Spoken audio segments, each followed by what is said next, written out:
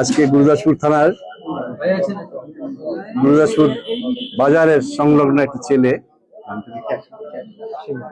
শিমা শিমুল নামে এক ছেলে, শিমুল হালদার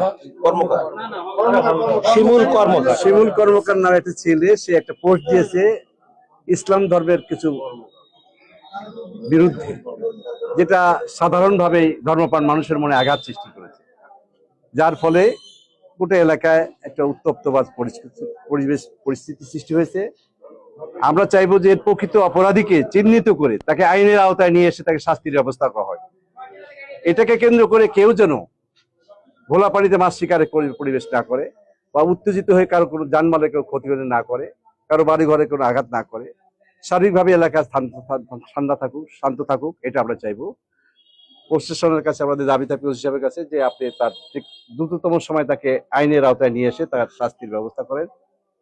কিভাবে তাকে করা যায় সেটা ব্যবস্থা করার জন্য আপনাদের সবাই এবং সাংবাদিক বন্ধুদের কাছে দাবি থাকবে যে এমন কোনো পরিবেশন না করি যেগুলো আমাদের সার্বিকভাবে আমাদের সবকিছুই ভাবতে হবে, দেশ নিয়ে ভাবতে হবে, যেন এমন কিছু না হয়ে যায় যেটা মানুষ অতিরিক্ত মানুষ ভেবে বসে।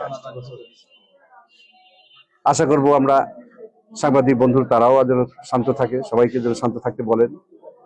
বন্ধু ভাইদের নেতৃবৃন্দ তারা এখন একটা সাংবাদিক সম্মেলনও করবে, তারা প্রস্তুতি নিচ্ছে এবং সেই ক্ষেত্রে তারা বলা বলি করছে যে আমরা এই ব্যাপারে সেই ছেলের শাস্তি চাই, তাকে আমরা সমাজ থেকে বহিষ্কার করেছি, সে যেন আর এইসব কাজের সঙ্গে জড়িত না হয়, তার জন্য আমরা সামাজিকভাবে তাকে বয়কট করেছি।